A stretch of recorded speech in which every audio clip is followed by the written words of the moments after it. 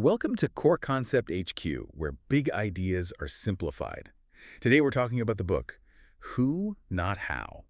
This is one of those books that, on the surface, it sounds like a catchy business slogan. Right, something you'd see on a motivational poster. Exactly. But once you actually peel back the layers, you realize it's a fundamental restructuring of how we operate as, human beings. It's less of a productivity hack and more of a philosophy for getting your life back. Which, frankly, I think we're all desperate for. We really need to start by addressing the elephant in the room. Or maybe the elephant sitting on everyone's chest. That universal feeling of being just completely overwhelmed. The Sunday scaries that last all week long. Yes, it's that specific cycle. You get a spark of inspiration, maybe it's a huge goal at work, or maybe it's something personal like, I'm going to renovate the basement, or I'm going to finally write that novel. And for a split second, the vision is so clear, it feels amazing. You can see the finish line. That's the dopamine hit right there. That's the I'm going to change my life phase. But then, almost instantly, reality just crashes the party. Your brain switches gears from what? Oh, yeah. Immediately. You stop looking at the vision and you start building this giant, scary list. You think, okay, how do I learn the software for this? How do I find the time? How do I get the funding? How do I even start? And that amazing idea suddenly feels like a 100-pound weight strapped to your back. And that is the exact moment, I think, where most dreams just go to die. They die right there on the hill of how. Dan Sullivan and Dr. Benjamin Hardy call this the how trap. Okay, but here's the thing, and I want to push on this a little.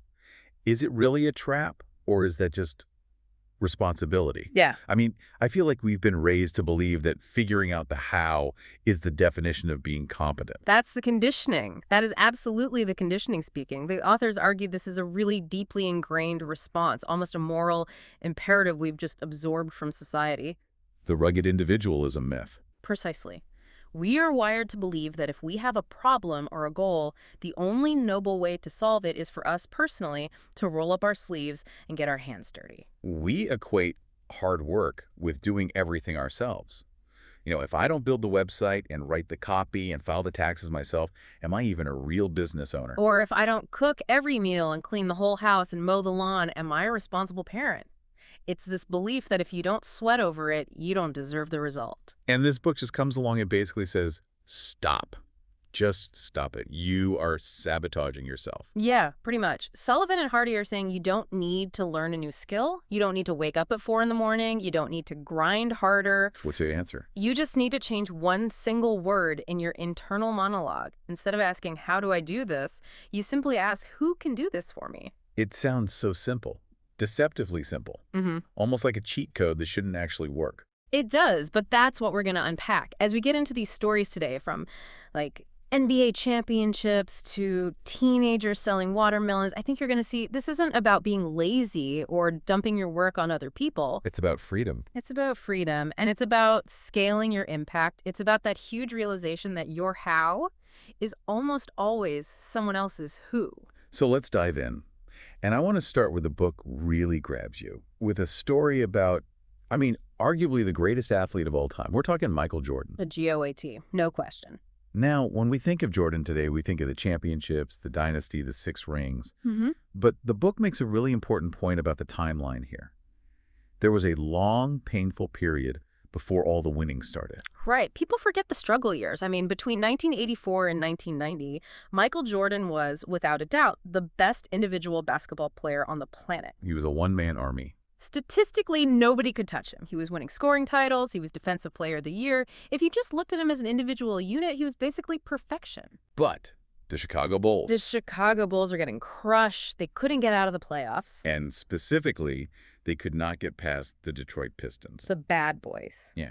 And the Pistons had this very specific, very brutal strategy called the Jordan rules. Which, for those who don't follow basketball history, was basically just sanctioned physical assault, wasn't it? Pretty much, yeah. Tactically, it was just beat 'em up. But strategically, the idea was simple. There is only one threat on this team. It's Michael. So just stop him. When he gets the ball, send 2 guys. Send 3 guys. Knock him to the ground. Make someone else beat us. And it worked, year after year. Because it was Jordan versus the world. And the world usually wins that fight. So here you have the most talented how in the history of the sport. Jordan is the ultimate I'll do it myself guy. He had the skill, the work ethic, the drive. But it wasn't enough. It wasn't enough. And this is the critical pivot point in the whole story. Yeah. The shift wasn't that Jordan learned to dribble better or shoot better. He was already the best. So what changed? The shift was that he finally realized he couldn't win a championship alone. He needed who's. He had to trust other people, which, for a perfectionist like him, must have been the hardest thing in the world to do. Absolutely. So, who number one was Scottie Pippen. He needed another star to share the offensive load to take the pressure off. Okay, that makes sense. But he also needed Phil Jackson, the coach. The Zen master. And not just any coach, a strategist who implemented the triangle offense. Now, without getting too technical, the triangle is a system based on constant movement and passing. It's designed to get the ball out of the star's hands and use all 5 players on the court. Which Jordan famously hated at first. He resisted it because it meant giving up control. It meant the actual scoring wasn't entirely up to him anymore. He had to pass the ball and trust that his teammate would make the shot. But once he bought in. Once he stopped trying to be the entire offense and defense himself, 6 championships, it was night and day. There was a third who mentioned in the book, too, a really important one. Yeah. Tim Grover. Yes, crucial point. Tim Grover was his personal trainer. Jordan realized he was getting physically destroyed by the Pistons every year. His old how instinct might have been, well, I just need to lift more weights in my garage. I'll figure it out. Right. But instead, he asked who. Who is the expert on this? He hired Grover to build his body specifically to withstand that punishment. He didn't try to become a physiology expert. He hired one. The lesson here is just so obvious when you framed it that way. If Michael Jordan, literally the most talented individual in his field, could not succeed without a team of who's, why on earth do we think we can build a business or run a household or achieve any big goal entirely on our own? That's the question at the heart of the book. We have this Lone Ranger mentality, but the authors make this fantastic distinction between individual potential and contextual potential. Okay, break that down for us. Individual potential is what you can do on your own. It's capped. You have 24 hours in a day, and you have a limited set of skills no matter how good you are. So Jordan's individual potential was, what? Being the best player on a losing team. Exactly. His individual potential was scoring 37 points a game and losing in the first round of the playoffs. Contextual potential, on the other hand, is what you can do when you are surrounded by the right people, the right systems, the right support. So his contextual potential. With Pippen, Jackson, and Grover, his contextual potential was becoming a global icon and one of the greatest winners in sports history. So relying on who isn't a crutch. It's an amplifier. It's a multiplier. It is the only way to scale. You cannot work your way to the top alone. You can only collaborate your way there. I really love that distinction. Individual versus contextual potential. It kind of takes the ego out of it. It's not that you aren't good enough. It's that the context of just you isn't big enough. Exactly. At a certain point, you become the bottleneck in your own life. I want to pivot this to something a little less, elite. Because most of our listeners aren't trying to win an NBA title. Fair enough. They're trying to get a project done at work or fix up their house or just manage the chaos of daily life. And the biggest barrier usually isn't the Detroit Pistons. It's procrastination. Yes. The silent killer of dreams. We beat ourselves up over it constantly. I do it. I have a project sitting on my desk, and I'll stare at it, and then I'll go check my email for the 10th time or go get a coffee. And the internal dialogue is just brutal. You're lazy, you're unmotivated, what is wrong with you? We all do that. But this is where the book completely flips the script. And this might be my favorite single insight from our whole deep dive today. Okay, I'm ready. The authors argue that procrastination is not a character defect. It's not a weakness. It's actually wisdom. Wisdom? That sounds like a massive stretch. Yeah. How is me watching cat videos instead of filing my expenses wisdom? Stick with me here. Procrastination is a signal. It's your brain's way of telling you, hey, I see the goal over there and I want it, but I am not the right person to do the work to get there. Oh, okay. So it's an alert system. It's an alert system. You are procrastinating because your subconscious knows you are ill-equipped for the how. Maybe you lack the skill. Maybe you lack the time. Or maybe, and this is a big one, maybe you just truly hate doing it. So the resistance I feel isn't because I'm lazy. It's because I'm trying to force myself to do a how that just isn't right for me. Precisely. You want the result, the clean expense report, the fixed sink, whatever it is. You just don't want to do the process. But because we're obsessed with how, we think the only way to the result is to grind through a process we hate, so we freeze. We stall, we procrastinate. That makes so much sense. If I have a leaky faucet and I keep putting off fixing it, it's not because I don't want a working sink. It's because I don't know anything about plumbing and I'm afraid I'm going to flood the kitchen. Right. And if you immediately asked who can fix this sink, you'd call a plumber and the problem would be solved in an hour. No procrastination. The procrastination was just the gap between your desire and your ability. But we're so trained to just grind through it. And the book points a big finger at the education system for this, doesn't it? It absolutely does. I mean, think about school. From age 5 to 18, what's the #1 rule? Keep your eyes on your own paper. Do your own work. If you have a math problem and you turn to the kid next to you who's like a math whiz and you ask for the answer, what is that called? Cheating. You get a 0. Exactly. In school, collaboration is called cheating. We're graded on our individual ability to do every single subject, whether we have a natural aptitude for it or not. You have to be good at art and math and history and gym. You have to be a generalist. Which is completely absurd because in the real world, if you turn to the person next to you who's a math whiz and ask for the answer, that's called collaboration. That's called delegation. That's called leadership. it's literally the only way to win in business or on any major project. Yes. But we carry that don't cheat trauma with us into adulthood. We feel guilty asking for help. We feel like we should know how to do it all ourselves. We have to unlearn that entire school mentality. That is a massive paradigm shift, using procrastination as a trigger. So the next time I'm putting something off, instead of feeling guilty, I should just stop and ask, okay, who can I get to handle this piece for me? Precisely. It turns a negative emotion into a productive strategy. Procrastination is just your ambition telling you that you need a teammate. I really want to dwell on this because I think it changes the emotional relationship we have with our work. If I look at my to-do list and I feel dread, the dread isn't a sign that I'm a bad worker. No. It's a sign I'm the wrong worker for that particular task. That's it. And usually the person who is the right worker for that task wouldn't feel dread at all. They'd feel excitement. That plumber, he loves fixing pipes. The accountant, she loves organizing spreadsheets. You're actually denying them the opportunity to do what they love by hoarding the work that you hate. That's a great perspective. You're not just dumping work, you're creating opportunity. Exactly. I want to look at a really simple example of this from the book, because sometimes these big business examples can feel a little abstract. There's a story about a teenager and some watermelons. The Richie Norton story, it's a classic because it perfectly illustrates the difference between how thinking and who thinking in a really low-stakes, everyday environment. So set the scene for us. So Richie is a teenager, it's summer break, and like pretty much every teenager, he wants one thing. Money. Money. He wants freedom. He wants to buy video games, go to the movies, hang out with his friends. The usual stuff. Right. So his brain immediately goes to the default, how? How do I get money? And the answer for a 16-year-old is almost always get a job. Bag groceries at the store. Mow lawns. Something that pays by the hour. The linear equation, trading time for money. He's calculating it in his head. Okay, if I work 40 hours a week at minimum wage, I can make X amount of money. But that comes at a huge cost. A huge cost. The cost is his entire summer. He loses his time freedom to get money freedom. Which is a terrible trade when you're a kid on summer break. You want to be at the pool, not bagging lettuce. It's the worst trade. So he talks to his dad. Now, his dad is an entrepreneur, so his brain is already wired to think in who, not how. And his dad intervenes. He says, Richie, instead of just getting a job, why don't you look for an opportunity? So the dad becomes the first who in this scenario. He's the strategist. Correct. The dad suggests there are watermelon farms nearby where the melons are practically wild. They're super cheap. Why don't you buy a truckload of those and sell them in town? Okay, but Richie is a kid. He doesn't have a truck.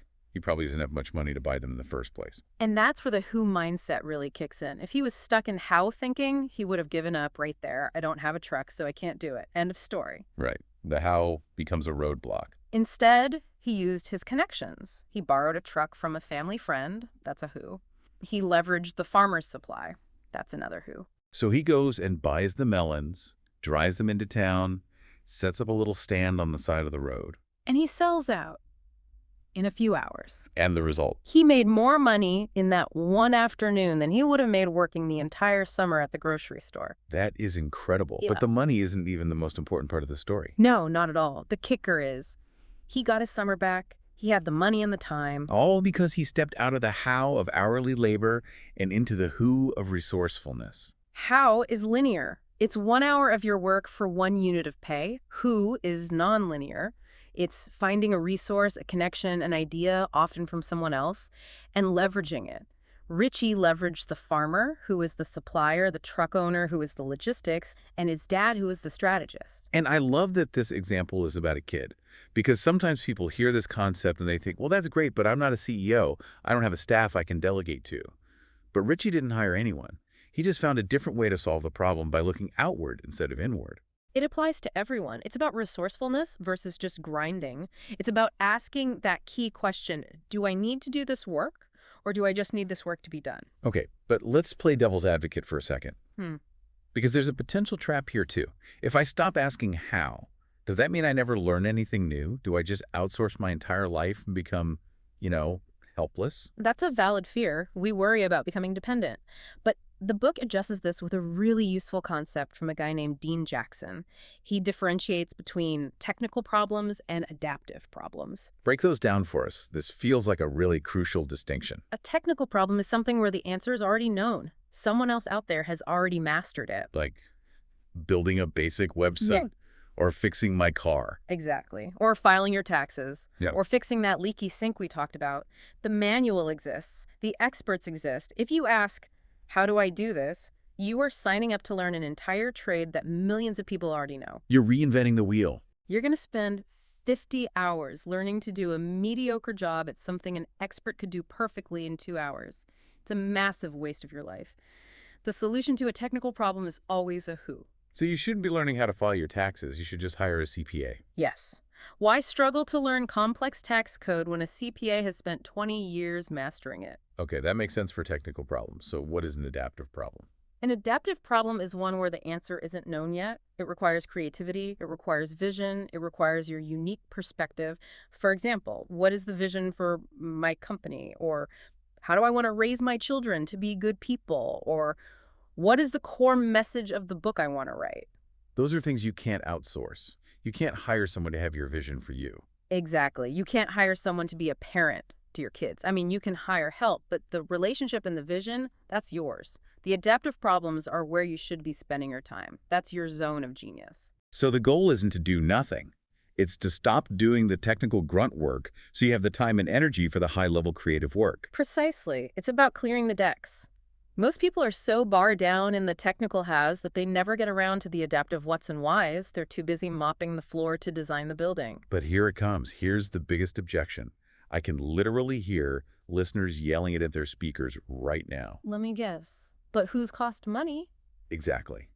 That sounds great for a millionaire, but I can't afford a cleaner. I can't afford a virtual assistant. I can't afford a web developer. I have to do it myself because I'm on a budget. This is the big one. And to get past it, we have to shift from a cost mindset to an investment mindset. Yeah. And this requires doing some honest math. Go on. Most people view help as a pure cost. If I pay the neighbor kid $50 to mow my lawn, I'm $50 poorer. Period. That is a scarcity mindset. It assumes money is a first limited resource. The abundance mindset says, if I pay the neighbor kid $50 to mow my lawn, I have just bought myself 1 hour of time. Now, the critical question is, what do you do with that hour? Right. If I spend that hour watching Netflix or doom scrolling, then yeah, I just lost $50. Exactly. But let's say you're a freelance writer and your hourly rate is $200. You use that hour to work on a client project. You paid the kid $50, you earned $200. That wasn't a cost. You made a $150 profit. The lawnmower literally made you money. Yes. Or even if you don't have a side hustle, what if you use that hour to get high-quality rest so you perform better at your demanding job tomorrow and are more likely to get a promotion? You have to value your time enough to make that trade. There's a great story in the book about this, a guy named Tony who wanted to eat healthy. Yes, he was a classic, busy, stressed-out professional, eating fast food every day. He kept asking himself, how do I learn to meal prep? How do I find the time to cook every Sunday? The classic struggle. You buy all the Tupperware, you buy the spinach, and then the spinach just rots in the fridge drawer. And he failed repeatedly. Finally, he switched to who. He asked, who can cook for me? He found and hired a personal chef. Which sounds incredibly bougie and expensive, like something only a celebrity does. It does, and his old brain, his how brain, would have said, I can't afford that, it's a luxury. But he did it anyway. Mm. And here's what happened. What? He stopped thinking or worrying about food. He ate perfectly healthy meals every day. His energy skyrocketed. He lost weight. He felt amazing. And because he had so much more mental energy and focus, his productivity at work went through the roof. So the chef literally paid for himself. 10 times over. It wasn't an expense. It was an investment in his own biological engine. If your engine runs better, the whole car goes faster. It's hard to see that up front, though. It really requires a leap of faith. You have to spend the money before you get the productivity boost. It does. But the alternative is often much, much more expensive. Mm-hmm. And this brings us to a slightly darker, more cautionary tale from the book, the story of Wes Sierk and the Christmas lights. Yeah, this one hit me hard. This is the official don't try this at home warning of this whole deep dive. Literally. So Wes is a successful guy. He has the money, but he still had that I should do it myself mentality deeply ingrained.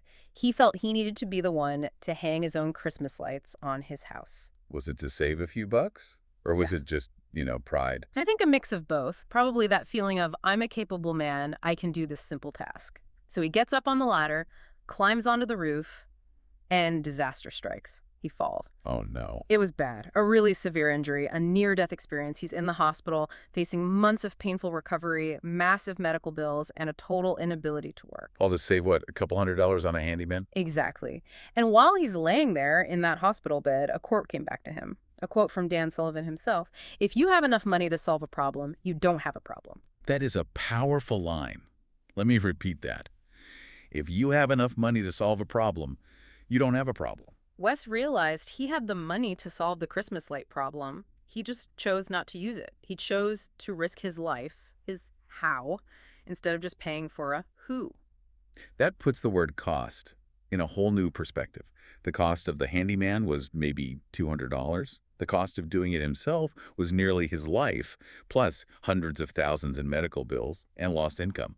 It's an extreme example, but the principle applies to smaller things too. It's about decision fatigue. Every time you try to do a menial task yourself, driving in heavy traffic, fixing the printer, cleaning the gutters, you are burning limited brain fuel. You're using up the energy you need for the big, important decisions. Exactly. You're exhausted by 5 p.m., not because you did important work, but because you did all the work, big and small. By outsourcing the small stuff, you save your brain power for the things that actually move the needle in your life and career. So doing it yourself isn't always noble. Sometimes it's actually irresponsible. Especially if you have people depending on you. Your time and your health are your most finite resources. You have to treat them that way. If you're the leader of your family or your business, your job is to stay safe and stay sharp, not to be the guy on the roof. It's essentially an ego check. Wes's ego put him on that roof. It takes humility to say, you know what? I am not the best person to hang these lights. Humility and strategy, it's realizing that just because you can do something doesn't mean you should. Let's shift gears a bit. We've talked about time and safety and ego, but let's talk about speed. Because in business, and frankly in life, speed matters a lot. Who is the ultimate accelerator? It's like a time machine. The story of Paul Heiss really illustrates this. He was in manufacturing, right? Exactly. He owned a company that manufactured metal parts. For years and years, they did all their manufacturing in China. But then the trade wars started. Tariffs kicked in. And suddenly China was becoming way too expensive. He needed to move his entire operation to India. That sounds like a logistical nightmare. Yeah. Completely different language, different laws, different culture. A massive nightmare. Just imagine the how list he could have made. Fly to India, scout dozens of locations, learn the local real estate laws, interview staffing agencies, find raw material suppliers, negotiate all those contracts from scratch. That's a 5-year project, easily. At least, if he tried to do it all himself. But Paul Heiss knew the who, not how concept. He stopped, took a breath, and asked that one simple question. Who already knows how to do this? Who already has the answer key? He found a local expert, a consultant based in India who had been doing this for decades. He knew the landscape inside and out. And what happened? He got the complete, vetted list of potential locations and verified suppliers in a matter of days. Days, not years. Days. He moved the entire manufacturing operation, and the company's revenue jumped by $20 million in 18 months. That is just mind-blowing. He compressed years of work and learning into a few days just by accessing someone else's brain. That is the magic of it. How limits you to your own knowledge and your own 24 hours in a day. Who gives you instant access to someone else's 10,000 hours of mastery. You are literally standing on their shoulders. It's like downloading a skill in the Matrix. I know Kung Fu. No, you hired the guy who already knows Kung Fu. Exactly. And why wouldn't you? If you can achieve a 10-year goal in 6 months, why would you insist on taking the slow path just to say you did it yourself? That's just ego. It's not strategy. It totally changes the way you look at goals. Yeah. If the timeline you set for a goal is 5 years, you have to ask, is it really a 5-year goal?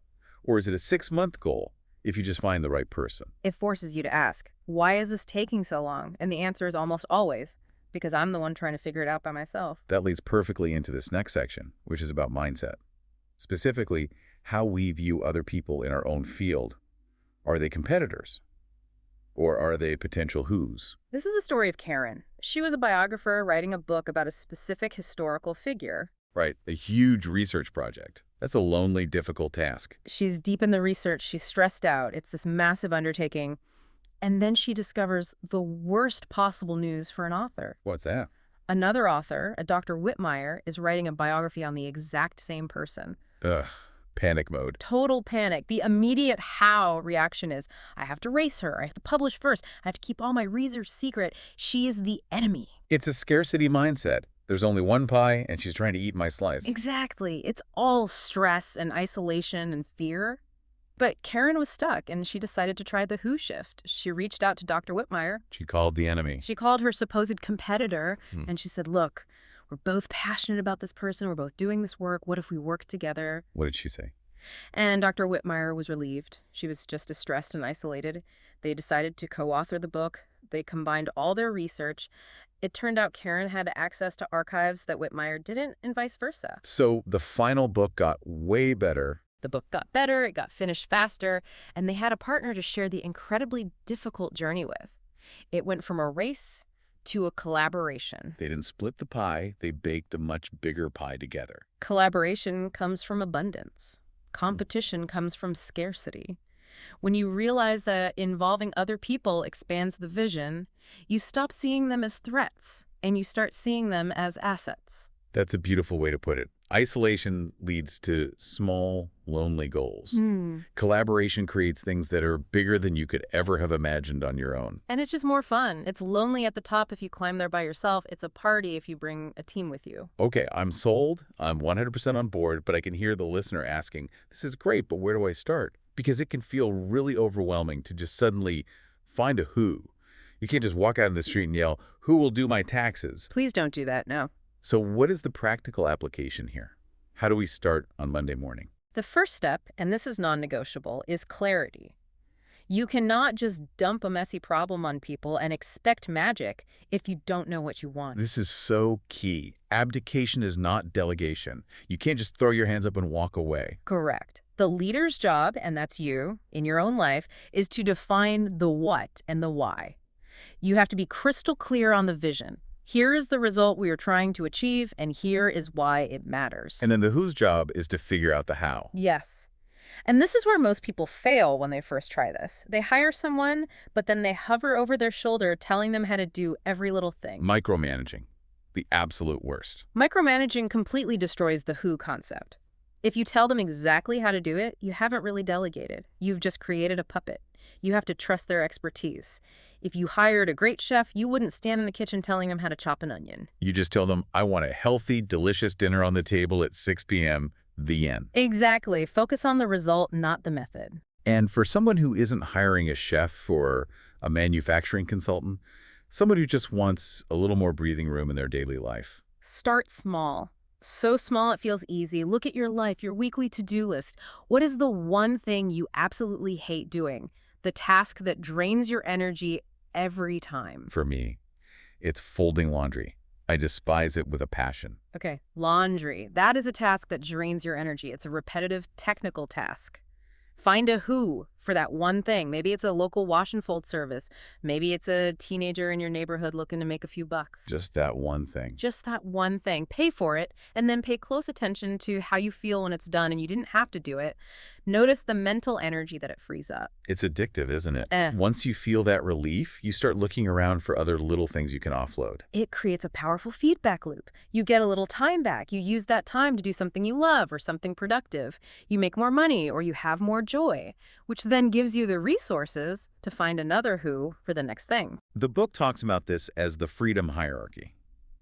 Can we walk through that briefly? It's like the roadmap. Yes, it's the journey this lifestyle takes you on. It starts with freedom of time. You stop doing the busy work. You get off the hamster wheel. And what's next? Next is freedom of money. You use your new reclaimed time to focus on high-value work that actually generates wealth. You solve expensive problems, not cheap, annoying ones. And then? Freedom of relationship. This is a huge one. You stop working with clients or colleagues you can't stand because you don't need their money or approval anymore. You get to choose your collaborators. You only work with who's that energize you and make you better.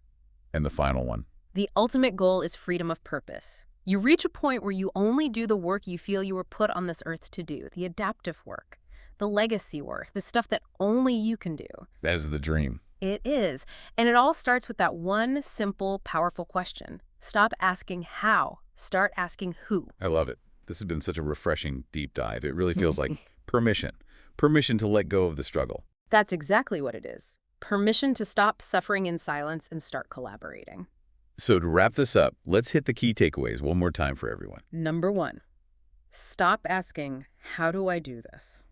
It is a trap. Your new question is, who can do this for me? Number 2, procrastination is a signal. It means you need a who. Don't feel guilty about it. Feel strategic. and number 3, Your potential is limited by what you can do. It is unlimited by who you can connect with. and here's our challenge for you, the listener. We want you to look at your to-do list for this week. Pick the one item on there that you have been dreading, the one you've already moved to next week, 3 times in a row. Look at that single item and just ask yourself, is there anyone else on the planet who could do this? Is there a who? Even if it costs a little money, just try it once. Treat it as an experiment in freedom. See what happens to your stress levels. See what happens to the rest of your day. You might just find that you get a piece of your life back. And at the end of the day, that is worth every single penny. Thanks for listening. And remember, this is Core Concept HQ, where we simplify powerful ideas to help you live smarter. See you in the next summary.